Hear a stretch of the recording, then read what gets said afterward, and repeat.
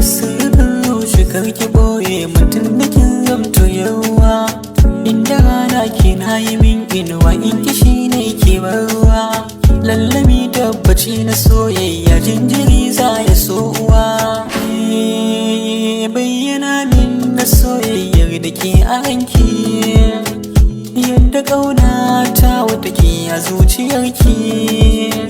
Tunda yau ni na shahara fage na sanki, ya ƙaunar kina mutu na san ke ma kina sona. Da ce na kan bato baki na ko da rana, cikin rai da numfashi sai da ƙaunar ki zan zauna. Me yasa ne zuciyarki kaɗai ta zana, kowa fuska kin yi kalar da za a nuna. Shimfiɗoɗi dole a idan ki zauna.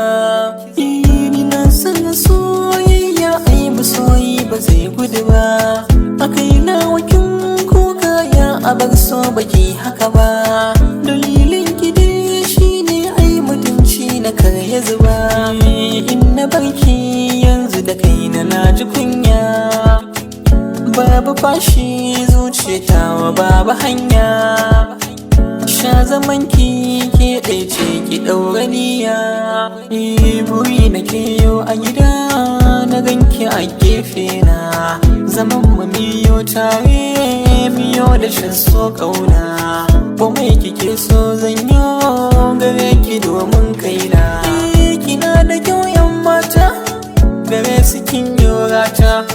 Mai hankali ga tsafta, cikinsu ta bambanta. Kalar ta ai dubawa, kala ce ta haska gari. Masoyiya sha lele, guda ce ta zarce ɗari.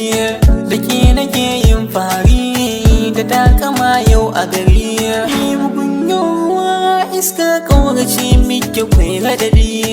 Kina nan cikin raina daina begen ki zai sanadi. Tsayawa da numfashi wanda shi ne cikar wa'adi. A rayuwa ina da ke na ƙauracewa daga shari, domin idanu suna rufe gare ni ke ce hannuri. Ban yabo ga 'yan kowa, san ban ganin kowa. Duka ba su mun haske ke ce kike kawa. Idan ke alkawari matakin mu ne na gari. Masoyi ba zai gudu ba, masoyi ba zai gudu ba, masoyi